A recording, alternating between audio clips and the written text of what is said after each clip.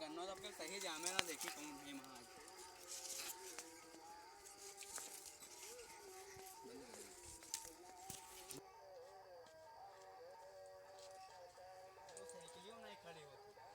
कौन है रे? हाँ कौन है रे? क्या कर रहे रे? हाँ उठ उठ चलो कितना बड़ा गन्ना तोड़े ने। हाँ हाय चलो तो ठीक है। को तो अब्बा का नाम है? गोबरे। गोबरे चल गोबरे के भैया तू बहुत गन्ना तोड़े हो माँ। चलो आज तेरे पप्पा के पास ले चली थी गन्ना तो नहीं हमें दियो तू देखना नहीं तोड़े भाई।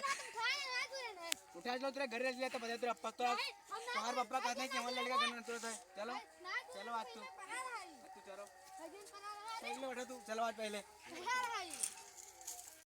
Likey